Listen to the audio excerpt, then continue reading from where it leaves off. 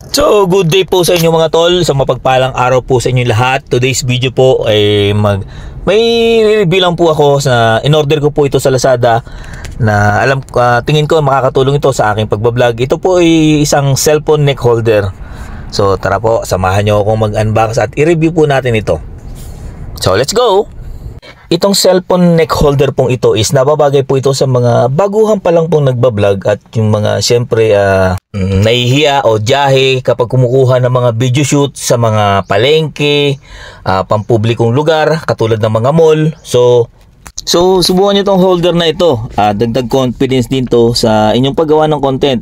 Simple lang, isabit nyo yung holder, ilagay nyo yung camera nyo or cellphone man yan. Tapos yun na, malaya na kayong kumuha ng video kung ano man yun yung magiging content. At pataas din po ito ng confidence para sa gustong sumubok mag-vlog. So tara, let's go. Applicable po itong neck holder na to para po sa mga cellphone holder tsaka action holder.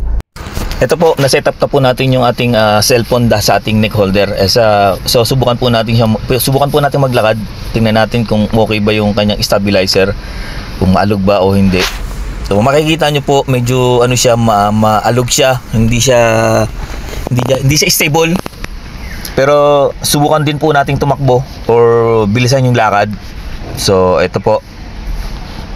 Ayan.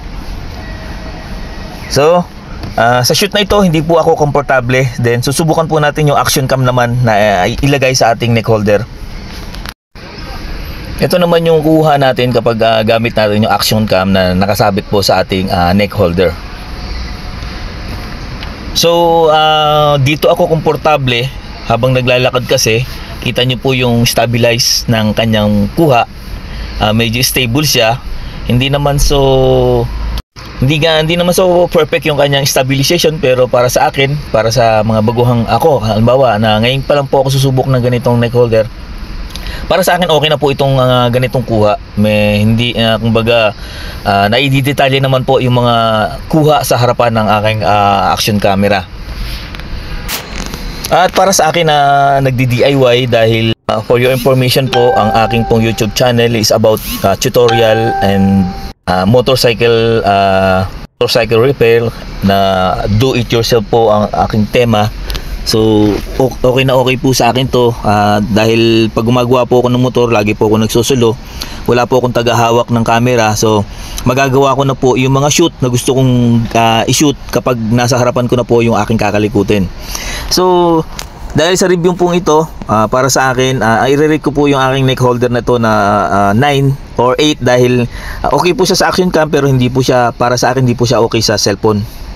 So kayo na po bahalang umusga. Sana po karoon po kayo ng idea sa video ito.